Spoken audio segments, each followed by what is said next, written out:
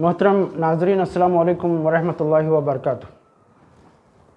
शाम के अंदर जो हालात हम इस वक्त देख रहे हैं कि किस तरह से शाम के बागी अवाम जो जालिम लीडर था उसके ख़िलाफ़ पैदर पे कामयाबियाँ हासिल कर रहे हैं और उसे वतन छोड़ने पर मजबूर कर दिया है, तो आलम इस्लाम इस मरहले पर बहुत खुश है और होना भी चाहिए, क्योंकि एक जालिम और जाबिर और बहुत ही सफ़ाक किस्म का जो इंसान था वो अपने मंतकी अंजाम को पहुंचा।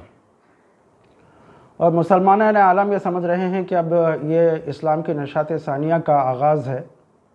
अल्लाह करे ऐसा हो, मगर बहरहाल हर मरहले पर हमें यह भी देखना चाहिए कि कहीं इन हालात के पीछे कोई साजिश तो नहीं है, क्योंकि साजिशों से जब लोग धोखा खाते हैं अंजाम के तौर पर, तो उस वक्त अफसोस करने और उसके सिलसिले में कुछ हिकमत अमली अख्तियार करने के सिलसिले में बहुत पीछे रह जाते हैं। शाम में बग़ैर किसी मज़ाहिमत के फ़तह, यानी बग़ैर किसी कोशिश और बग़ैर किसी खूंरेज़ी के जो फ़तह पैदर पे हासिल हो रही है वो काबिल शादमानी है, लेकिन इसके पीछे कहीं कोई साजिशें तो नहीं हैं। इस सिलसिले में एक अंदेशे जहन में पैदा होते। बागी गिरोहों के पीछे जो लोग खड़े हुए हैं, जो कौमें खड़ी हुई हैं, वो ख़ुद काबिल भरोसा नहीं हैं। इन लोगों के पीछे अमेरिका है, इसराइल है, तुर्की है और बाज़ ISIS के वो लोग हैं जो एक ज़माने में दाइश कहलाते और अभी भी दाइश कहलाते हैं।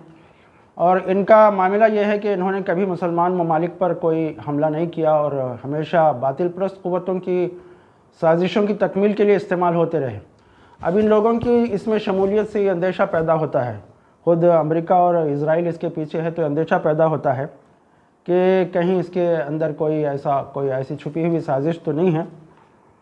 ये लोग वो हैं जो कभी फ़लस्तीनियों की मदद के लिए कभी आगे नहीं आए और आज शाम में बहुत ही एक्टिव हैं, और अचानक शाम में उनकी शामियों से हमदर्दी और पुष्ट पनाही काबिल एक तरह से खुशी भी है, लेकिन काबिल फ़िक्र भी है। याद रखिए, इज़राइल के लॉन्ग टर्म प्लानिंग में जिन ममालिक पर कब्ज़ा करना शामिल है, इसमें मिस्र, फ़लस्तीन, जॉर्डन, लिबनान, शाम, इराक़ और सऊदी अरब के बाद हिस्से शामिल हैं।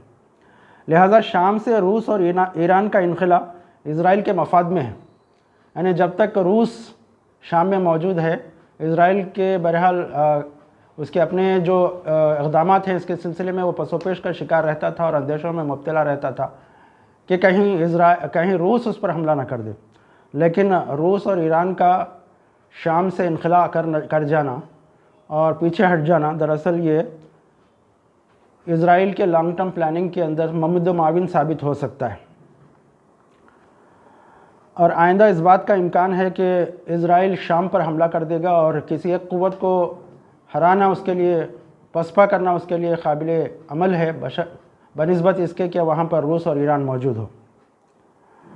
अब अगला मरहला इसके लिए आसान इस तरह से हो सकता है कि ये ईरान पर भी इसी तरह की साजिशाना हमले कर सकता है।